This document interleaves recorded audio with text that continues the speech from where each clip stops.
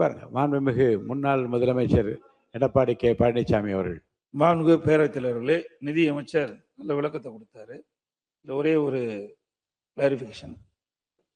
2026-27 இடைக்கால பட்ஜெட்ல சொந்த வரி ரூபாய் 2,29,579 கோடி.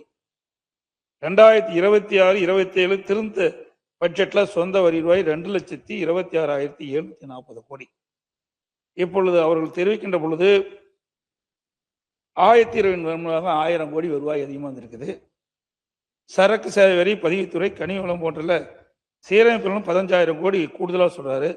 அப்படின்னா 2026 2,26,740 கோடியில சுமார் 15,000 கோடி சேர்த்துனா திருத்த பட்ஜெட்ல அதிகமா வந்திருக்கணும். அத நிதி அமைச்சர் விளக்குனா சரியா இருக்கும். மாண்புமிகு நிதி அமைச்சர். மாண்புமிகு பேரவைத் தலைவர் அவர்களே, the opposition of the house ஒரு சார் சொன்ன மாதிரி சப்ளிமெண்ட்ரி அக்கௌண்ட் எடுத்து பாருங்க. 2025-26 ஆக்சுவல்ஸில் எஸ்ஓடிஆர் மட்டும் நான் சொல்கிறேன். 1,92,493. ஆனால் அவங்க இன்ட்ரீம் பட்ஜெட்டில் 2026-27 டிஎம்கே கவர்மெண்ட் தாக்கல் பண்ணிட்டு போனது 2,29,579. நார்மலாக 8% 7% இருந்த வளர்ச்சி லாஸ்ட் 2 years இவங்க ஒரே ஹைக்காக 19% போட்டு போயிருந்தாங்க. 19% அது ஹைலி நாட் பாசிபிள். அப்படி வர வாய்ப்பே இல்லை. ஆனால் நாங்கள் என்ன பண்ணியிருக்கிறோம், எங்களோட ப்ரொஜெக்டட் ரெவென்யூவில் இப்போ தாக்கல் பண்ண இன்ட்ரீம் ரிவைஸ் பட்ஜெட்டில் 11% ஆவரேஜாக பிஸ்னஸ் ஆஸ் யூஷுவல்னு சொல்லிட்டு நாங்கள் போட்டிருக்கோம். 11.7. அந்த அடிப்படையில் 2,14,990 கோடி அந்த அளவில் நாங்கள் போட்டிருக்கோம். இதில் நாங்கள் அடிஷ்னல் ரிசோர்ஸஸ்க்கு நாங்கள் என்ன பண்ணியிருக்கிறோம், ஒரு 5,000 கோடி ஜிஎஸ்டிலையும், இந்த 5,000 கோடி ஸ்டாம்ப்ஸ் அண்ட் ரெஜிஸ்ட்ரேஷன்லையும், மற்றும் 1,500 கோடி எக்ஸைஸ் டியூட்டிலையும், ப்ளஸ் மோட்டர் வெஹிக்கிள் டேக்ஸில் ஒரு 750 கோடியும் நாங்கள் அடிஷன் பண்ணியிருக்கிறோம். அப்போது 11,750 crore அடிஷனல் நாங்கள் கெயின் பண்ணியிருக்கோம் இந்த last 60 days. Thanks to the honourable chief minister இந்த முயற்சிகள் எடுத்ததுக்கு. அது அடிப்படையில் தான் நாங்கள் 2,26,740 சொல்கிறோம். வேற ஒன்றும் இல்லை. இன்னும் நிறைய விஷயங்கள் இருக்கு, நிறைய டிஸ்கஷன் நான் சொல்ல விருப்பப்படுறேன். டைம் இருந்தால் சொல்கிறேன் சார். மாண்புமிகு அமைச்சர். பேரவை தலைவர் அவர்களே, மாண்புமிகு நிதியமைச்சர் அவர்கள் பேசுகிற போது, போன வருஷத்துல நீங்க ஆக்சுவல் எக்ஸ்பெண்டிச்சர் இதை வச்சிங்க, இதை வச்சு தான் நாங்கள் எங்களோட இதை கொண்டு வந்திருக்கோம்னு ஒரு இதை சொல்றாங்க. நீங்க எக்ஸ்பெண்டிச்சர் கம்மியா இருக்கிறதுக்கு பல காரணங்கள் இருக்கலாம். பொதுவாகவே பட்ஜெட் நடைமுறைகளை நாம் அனைவரும் நன்றாக அறிவோம்.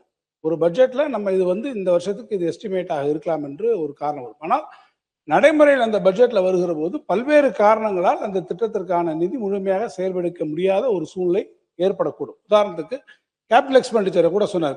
கேபிட்டல் எக்ஸ்பெண்டிச்சர் நீங்க இதை விட பண்ணலன்னு. ஒரு வருஷத்துல திராவிட முன்னேற்ற கழக ஆட்சி இருக்கும்போது பார்த்தீங்கன்னா தொடர்ச்சியாக நேஷனல் கெலாமிட்டி மாதிரி பல்வேறு இயற்கை இடர்பாடுக்கான சூழ்நிலைகள் தொடர்ச்சியாக வந்தது. சென்னை பெருவெள்ளம் வந்தது, அதே போல தென் மாவட்டங்களில் பெருவெள்ளம் வந்தது. அப்ப கேபிட்டல் எக்ஸ்பெண்டிச்சர் பண்ணக்கூடிய சூழ்நிலைகள்ல நம்ம பெரிய அளவில் நம்ம எக்ஸ்பெண்ட் பண்ண முடியாத ஒரு நிலை வரும். அப்படி வருகிற போது அந்த தொகையானது அப்ப நம்ம அந்த இதில் பட்ஜெட் ப்ரொவிஷன் வர. உதாரணத்துக்கு பள்ளி கல்வித்துறை நீங்க எடுத்துட்டீங்கன்னா டீச்சர்ஸ் அப்பாயின்மெண்ட்டுக்காக நீங்களே சொன்னீங்க, ஊதியத்திற்கான தொகைகள் ஒருவேளை எக்ஸ்பெண்ட் பண்ண முடியாம இருக்காங்க. டீச்சர் நம்ம ரெக்ரூட்மெண்ட் இந்த வருஷத்துக்கு இத்தனை பேர் நம்ம எடுக்கலாம்னு நம்ம பார்த்துருப்போம். அதற்கான தொகை ஒதுக்கி இருப்போம். ஆனால் அந்த வருஷத்துல ஒரு கோர்ட்டு கேஸோ அல்லது வேற ஏதோ ஒரு பிரச்சனையினால அந்த ரெக்ரூட்மெண்ட் அன்னைக்கு நடந்திருக்காது, எக்ஸ்பெண்ட் பண்ணிருக்க மாட்டோம். ஆனால் அதன் காரணமாகவே அடுத்த வருஷம் அந்த ரெக்ரூட்மெண்ட் வராது என்பதற்கு கிடையாது. ஸோ நம்ம அங்க ஒரு ப்ரொவிஷன் கொடுத்தாலுடைய நீங்க ஆக்சுவல் எக்ஸ்பெண்டிச்சரை மட்டும்தான் எடுத்துக்கொண்டு நீங்கள் ஃபர்தர் எஸ்டிமேட் நீங்கள் செய்வீர் என்று சொன்னால், நீங்கள் ரிவைஸ் எஸ்டிமேட்டுக்கு போவேன் அல்லது அடுத்த வருஷத்துக்கான பட்ஜெட் எஸ்டிமேட்டுக்கு போவேன் என்று சொன்னால் அது ஒரு சரியான பிரதிபலிப்பாக உங்களுடைய திட்டமிடலுக்கு அமையாது என்பதை ஒன்று நான் உங்களுக்கு சொல்லிக்கொள்ள கடமைப்படுறேன். எஸ்ஓடிஆர்ல நீங்க நான் கொண்டு சொன்னீங்க, நீங்க 229 வந்ததுன்னா கடந்த வருடம் நமக்கு அதுல டிப்பு காரணம் என்ன?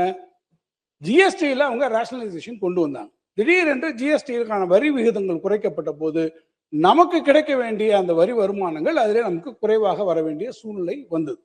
ஆனால் அந்த பாயின்ஸ் இந்த வருஷத்துக்கு மேல நமக்கு வரும் என்று நாம் எதிர்பார்க்கிறோம். எனவே தான் நாம் என்ன பார்க்கிறோம், இந்த வருஷம் அதிலிருந்து அதிகமான வணிக வரியிலிருந்து நமக்கு ஒரு கூடுதலான தொகை வரும் என்று நாம் அதற்காக பதிலாக எஸ்டிமேட் செய்கிறோமே ஒழிய, நீங்கள் சொல்வதை போல இது ஒரு அன்ரியலிஸ்டிக் எஸ்டிமேட் என்னன்னு நம்ம ஒரு அம்பிஷியஸா கூட நீங்கள் வைத்துக் கொள்ளலாம். But need not necessarily B a unrealistic estimate என்பதை நான் உங்களிடத்துல தெரிவித்துக் கொள்ள விரும்புகிறேன். இன்னொன்று, நீங்க நேற்று பேசுகிற போது, முந்தா நாள் நம்முடைய மாண்புமிகு நிதியமைச்சர்கள் பேசுகிற போது ஒன்று சொன்னாங்க, இந்த 60-70 நாட்களுக்குள்ளாக நாங்கள் கவர்மெண்ட் ட்ரெஷரிக்கு 15,000 கோடி ரூபாய் கவர்மெண்ட் ட்ரெஷரிக்கு நாங்கள் கொண்டு வந்திருக்கிறோம் என்று ஒரு கருத்தை அவர்கள் சொன்னார்கள். நான் அவரிடத்தை கேட்க வரும்போது, இந்த 3 மாத காலத்திற்குள்ளாகவே அரசாங்க கஜானாவில் 15,000 கோடி உங்களுக்கு வந்திருக்கிறது, இந்த பணம் உங்களுடைய கஜானாவுக்கு வந்திருக்கிறது என்றால் அந்த விவரத்தை எதன் வாயிலாக வந்திருக்கிறது, நேரடியாக உங்களுக்கு ரியலைசேஷன் வந்திருக்கிறதா? ஏன்னா அந்த 3 மாசத்துல உங்களுக்கு 15,000 கோடி வருவதாக நீங்க சொல்லியிருக்கிறீர்கள். இன்னும் கூட சொல்ல வேண்டும் என்றால், உங்களுடைய திட்டங்களுக்கு நீங்கள் வரக்கூடிய நிதி என்பது இந்த அரசாங்கத்தினுடைய எஃபோர்ட்ஸ்னால வரல. இது சென்ட்ரல் மத்திய ஒன்றிய அரசிலிருந்து உங்களுக்கு வரக்கூடிய அந்த கிராண்ட்ஸ் அண்ட் டிரான்ஸ்ஃபர்ஸ்ல விக்ஷித் பாரத்ல இருந்து எவ்வளவு வருகிறது, ஒன்றிய அரசினுடைய திட்டங்கள்ல இருந்து எவ்வளவு உங்களுக்கு வருகின்ற நிதியை வைத்துத்தான் அதை நீங்கள் குறிப்பிட்டு சொல்கிறீர்கள் என்பதை நான் தெரிவித்துக் கொள்ள விரும்புகிறேன். ஒரே ஒரு கேள்வியோட நான் முடிச்சிடறேன். ஒன்றும் ஒரு விளக்கத்துக்காக மட்டும்தான் நான் கேட்க விரும்புகிறேன். ரெவென்யூ டெபிசிட்டை பத்தி, கடன்ல இல்லை, ரெவென்யூ டெபிசிட்டை பத்தி ஒன்று நீங்க சொல்லியிருக்கும் கூட சொன்னீங்க. நீங்க நாங்க இன்ட்ரீம் பட்ஜெட் போட்டு போகும்போது 48,696 கோடி ரூபாய் நாங்க ரெவென்யூ டெபிசிட் இருக்கிறதாக வரும் என்று நாங்கள் கணக்கு போட்டிருந்தோம். நீங்க அதுக்கு 55,775 சொல்லிங்க. நாங்க 48,696 கோடி என்று நாங்கள் அந்த ரெவென்யூ டெபிசிட் வருகிற போது, இந்த ஓய்வூதிய திட்டம் கேப்ஸுக்காக இருக்கக்கூடிய அந்த 11,000 கோடியை நாங்கள் கணக்கில் எடுத்துக்கொண்ட பிறகு அதற்கு 48,696, நீங்க அந்த 11,000 கோடியும் இன்றைக்கு கன்வீனியன்ட்டாக அதிலிருந்து எடுத்திருக்கிறீர்கள். அதை எடுத்ததுக்கு பிறகும் கூட உங்களுடைய ரெவென்யூ டெபிசிட் 55,000 கோடி, ஏறத்தாழ 7,000 கோடி ரூபாய்க்கு மேலே அது வந்திருக்கிறது என்பதையும் நான் இந்த அவைக்கு சுட்டிக்காட்ட விரும்புகிறேன். மாண்புமிகு நிதி திட்டம் மற்றும் வளர்ச்சித்துறை அமைச்சர் அவர்கள். மாண்புமிகு பேரவைத் தலைவர் அவர்களே, ஃபார்மர் மினிஸ்டர் தங்கத்தனவர் சார் சொல்லியிருக்காங்க, கேட்டிருக்காங்க, இது எப்படி இந்த 15,000 crore பிரேக்கப் உங்கள்கிட்ட இருக்கா, எங்கேருந்து வந்துச்சுன்னு கேட்குறாங்க. நான் ஏற்கனவே சொன்ன மாதிரி எக்ஸைஸ் ரெவென்யூ அதில் மட்டும் எங்களுக்கு ஒரு 1,500 கோடி ரிகார்டிங் ப்ரிவிலேஜ் ஃபீஸாக இருக்கலாம், பைபேக் ஆஃப் பாட்டில்ஸாக இருக்கலாம், improvements of FLN to work லைசன்ஸாக இருக்கலாம். இந்த இம்ப்ரூவிங் எஃபிஷியன்சி இதில் நாங்கள் இந்த எக்ஸைஸ் ரெவென்யூவில் நாங்கள் ஜென்ரேட் பண்ண அமௌண்ட் டைரெக்டாக வந்திருக்கு. மோட்டார் வெஹிக்கிள் டேக்ஸ்ன்னு எடுத்துக்கிட்டிங்கன்னா அதில் அரௌண்ட் 750 crores. அது auction of fancy numbers, reforms to rationalise revenue streams, அதில் எங்களுக்கு கிடைச்ச அந்த amount. Stamps and registration revenue around 5,000 crore is expected தான். அது நீங்கள் சொன்ன மாதிரி எக்ஸ்பெக்டட் தான்.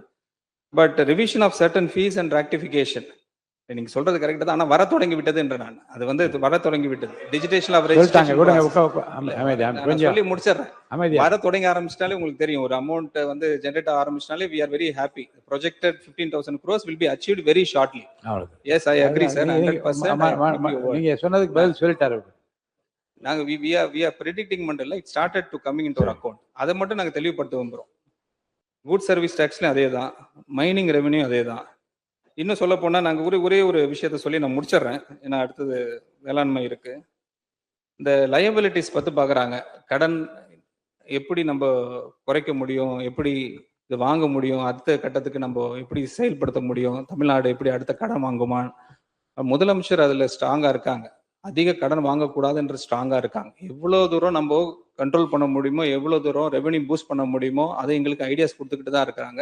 அதுக்கு தான் அந்த ரெவென்யூ ஆகுமெண்டேஷன் கமிட்டின்றது நிறைய விஷயங்கள் நாங்கள் முன்னெடுத்திருக்கிறோம். அதில் ஒன்றே மட்டும் சொல்லி நான் முடிச்சிடுறேன். அதாவது 2025-26 கிட்டத்தட்ட 9,99,832 கோடி. அந்த காலகட்டத்தில் அந்த ரெவென்யூ ரெசிப்ட் கால்குலேட் பண்ணி பார்ப்போம், எவ்வளோ வருதுன்னு பார்ப்போமே. 2,91,114 crores. அதை நாங்கள் டிவைட் பண்ணி பார்த்தீங்கனாலே போதும், அந்த 25-26 ஆக்சுவல் அக்கௌண்ட்ல ரெவென்யூ ரெசிப்ட்ல அது கிட்டத்தட்ட 3.43 times ஆஃப் த லயபிலிட்டிஸ். ஆனால் இந்த 26-27 பார்த்தீங்கன்னா 10,98,768. அதோட ரெவென்யூ ரெசிப்ட் பார்த்தீங்கன்னா 3,50,627. அதை டிவைட் பண்ணி பார்த்தீங்கன்னா 3.14 தான். அப்போ 3.14 3.43. So we are in the confidence state. Next ஸ்டேஜுக்கு நாங்கள் போகக்கூடிய நம்பிக்கை எங்களுக்கு வந்துடுச்சு. அதை தான் நான் சொல்கிறேன், ப்ராக்ரஸ் ஆகிட்டு இருக்கு because of the effort of the government. அதே மாதிரி டெப்ட் டு ஜிஎஸ்டிபியும் அதே தான் டெப்ட் டு ஜிஎஸ்டிபியும். அதில் பார்த்தீங்கன்னா 28% காட்டுது 2025-26. இப்போ பார்த்தீங்கன்னா 2026-27 27%. So every moment, every steps we are taking are towards progressive state of Tamil Nadu for $1.5 trillion. Thank you.